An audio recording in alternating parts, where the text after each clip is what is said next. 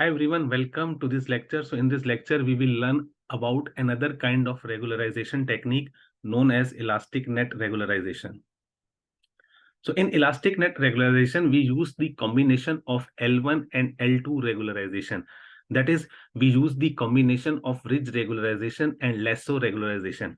Usually what happens that in a single regression model, we either use L1 or L2 regularization, but we can also use the combination of L1 and L2 regularization. In that case, the regularization will be known as elastic net regularization.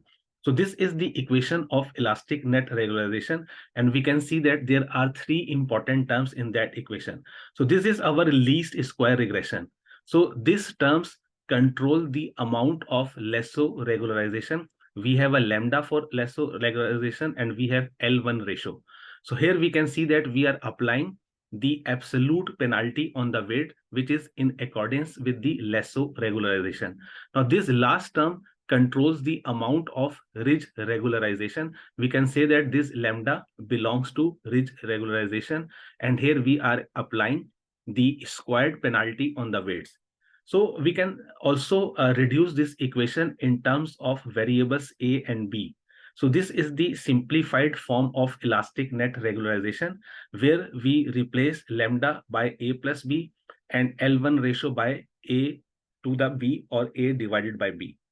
Now, these are the important parameter of elastic net regularization, and we need to select these parameters carefully.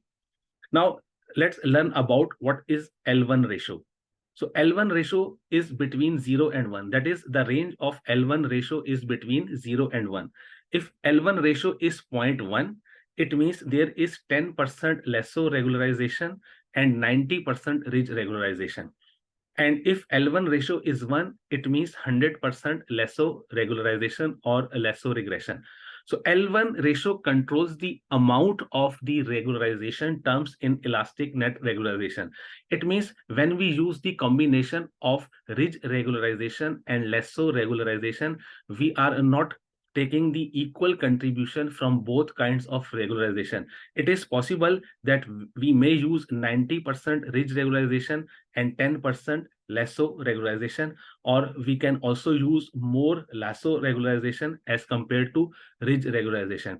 So here, basically in elastic net regularization, we used the combination of both the regularization, but their contribution is not equal most of the time. So contribution of ridge regularization and lasso regularization is set up by L1 ratio. So L1 ratio is the most important parameter of elastic net regularization, and we need to set this parameter very carefully. So I hope you understood the concept of elastic net regularization. Thanks for listening, and I will see you in the next lecture.